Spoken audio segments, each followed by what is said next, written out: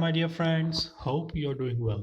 My name is Anant, and I welcome you in the beautiful session of TOC.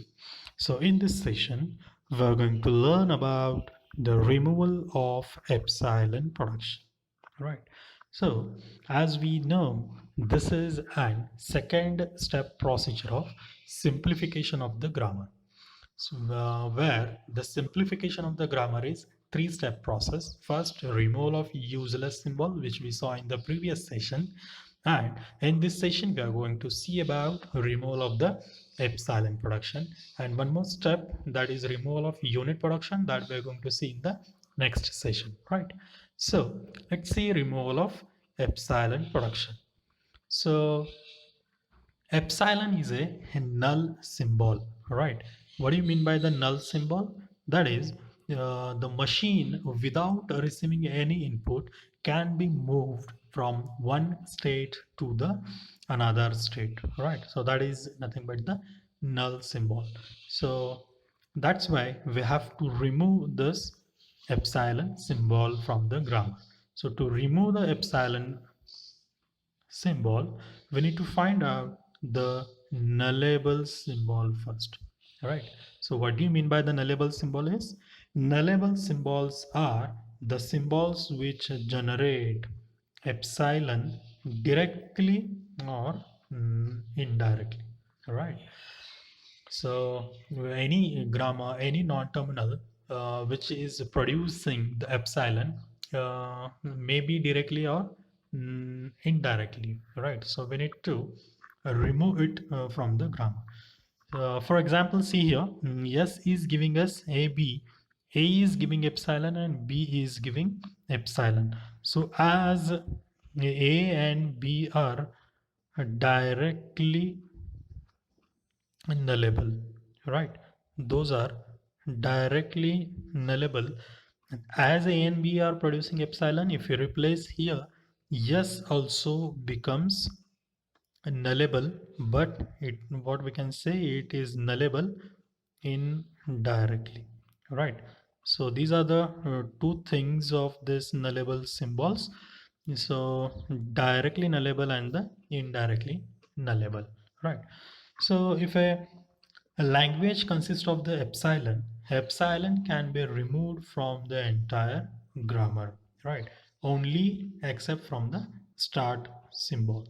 Epsilon production, we need to replace the effect of epsilon in the entire grammar, right? So let's see with some 1 2 examples, then we can understand what do you mean by this effect of epsilon, right? So let's see with simple example where in this grammar is given, yes gives ax and x gives us ax, bx and epsilon. So this is very straightforward, that x is, as x is producing epsilon, what we can say, x is directly nullable, and if you put it in the yes, so yes is terminated by a, that's why what we can say that it is not nullable, right? What we can say, it is not nullable, right? So as epsilon is belonging to the language, we need to remove it by replacing the effect of epsilon in the grammar. So we need to find out how it is affecting the grammar, right?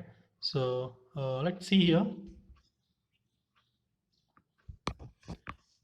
So let's see how it is affecting the grammar. Let's start from the yes.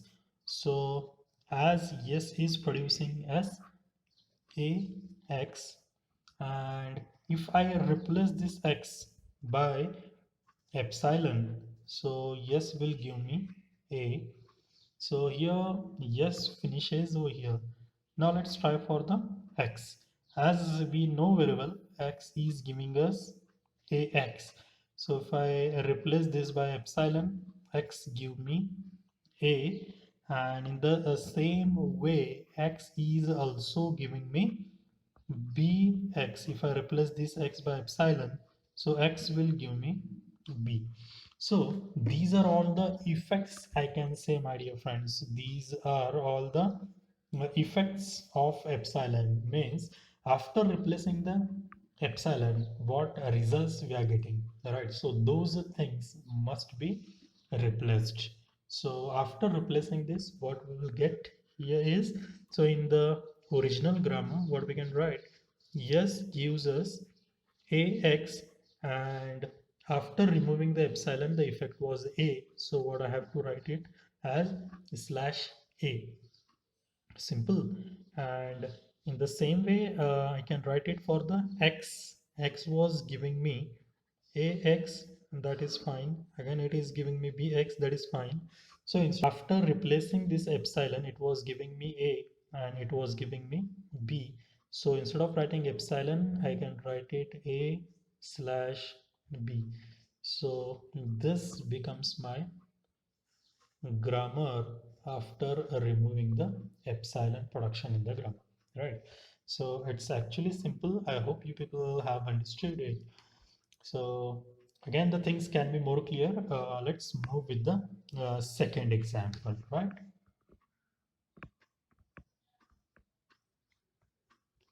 Let's move ahead with the second example. See how it can be solved.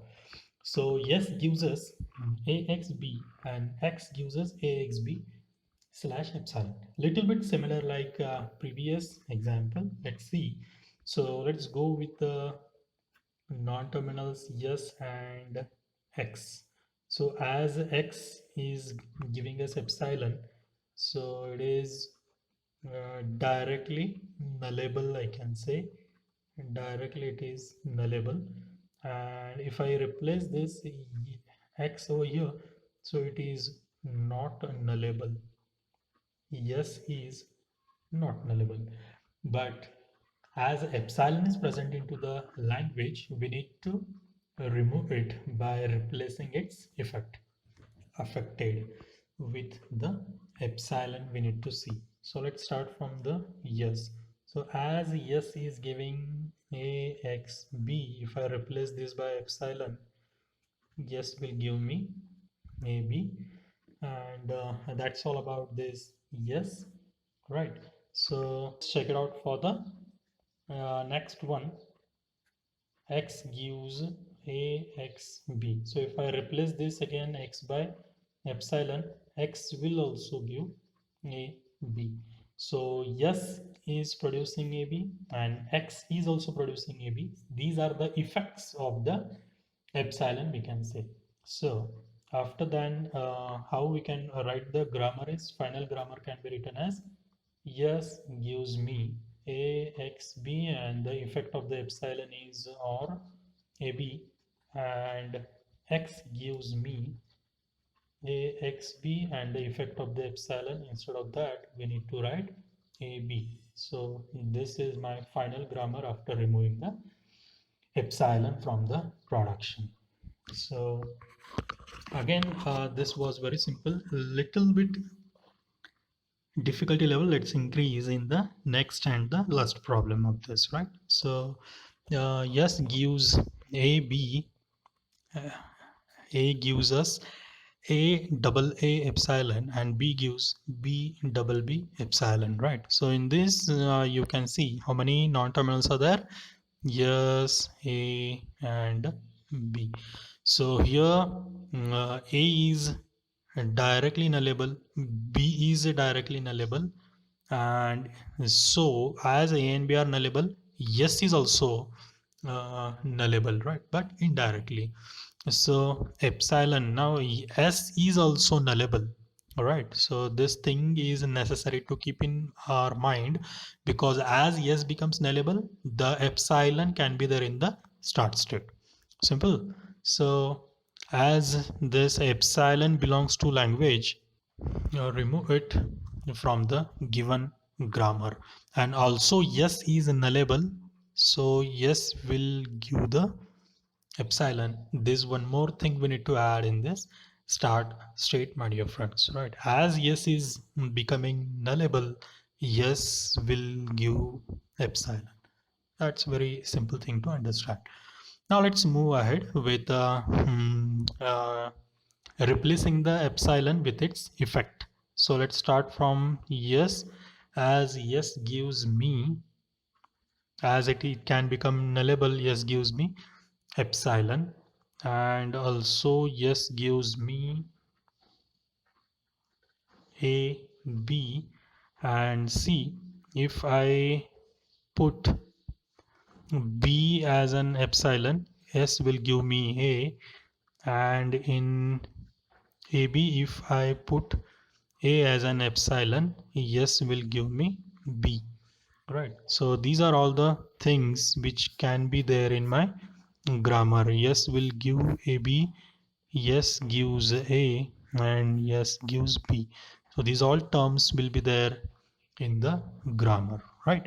So let's move ahead with the next non-terminal, that is A, which gives us A double A, right? And this is the first production rule, I can say. So when I replace this 1a by epsilon, so a will give me a, and if I put 2 times, see now, if I put this a double a, if I put 2 times epsilon, then a gives me only a. So these are all the production rules which can be there in my grammar, right? For a, in the same way we need to find out for b. So we know very well b is giving us b double b, so this will be my first production rule always.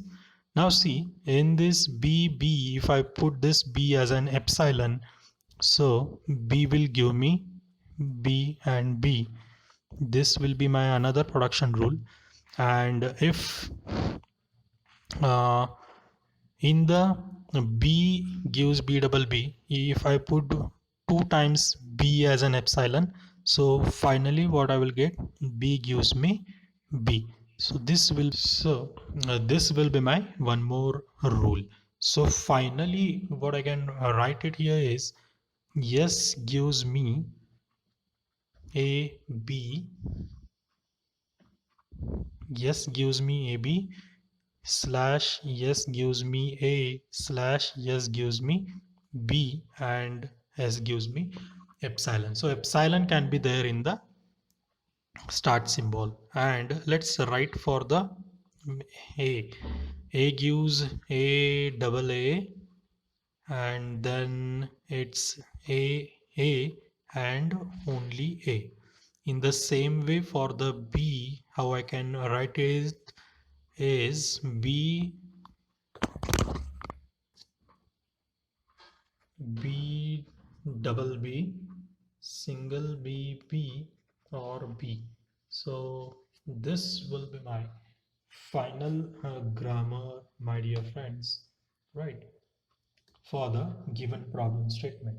So I hope you people understood this. Thank you so much.